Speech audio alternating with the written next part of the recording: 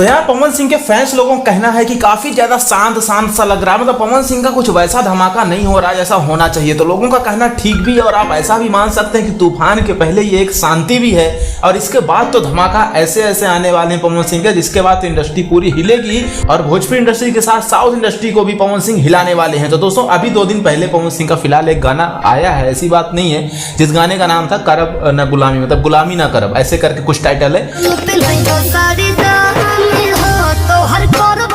गाने की लाइन भाई उतना कुछ खास नहीं है। अगर यही लाइन पवन सिंह गाते, जो उनकी पंच लाइन है वो पवन सिंह की होती तो कुछ हो सकता था,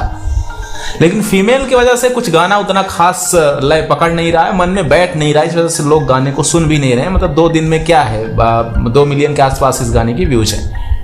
तो इसी बात को लेकर के पवन सिंह के जो फैंस लोग हैं उनका कहना है भाई कि धमाका कुछ वैसा हो नहीं रहा जैसा होना चाहिए। मतलब इंडस्ट्री में पवन सिंह का एक अलग ही जलवा है, ताबड़तोड़ तरीके से गाने को लाते हैं, लॉन्च करते हैं और भर भर के उनके गाने पे व्यूज भी आते हैं। तो ऐसा मानिए कि धमाका अभी होना बाकी है और धमाका होगा इसी लास्ट मार्च तक। पवन सिंह का एक साउथ वाला गाना तो आ रहा है, इसी के साथ पवन सिंह मुंबई में भी मौजूद है भाई साहब, और मुंबई में वो पिछले रात एक गाने की रिकॉर्डिंग भी कंप्लीट की है छोटे बाबा की स्टूडियो में। तो लगातार जो काम का सिलसिला है वो चालू है और बहुत जल्द आपको भोजपुरी के पावर स्टार पवन सिंह का एक बड़ा धमाका आपको देखने को मिलने वाला है। आपको पता है पवन सिंह हमेशा ऐसा करते हैं, जब कोई बड़ा प्रोजेक्ट आने वाला होता है तो उसके पहले वो थोड़ा गैप देते हैं और गैप के बाद दिन जब वो रिलीज करते हैं कोई गाना या कोई भी बड़ा प्रोजेक्ट, तो उसमें अलग ही रिस्पांस देखने को मिलता है। तो वही आप समझ सकते हैं कि सुनामी के पहले जो सन्नाटा छा जाता है ये वही सन्नाटा है, और इसके बाद पवन सिंह के धमाके जब रिलीज होंगे तब आप लोग सुन पाएंगे और देख भी पाएंगे। खैर ऐसी अपडेट के लिए वीडियो को लाइक कर दें, चैनल को सब्सक्राइब जरूर करें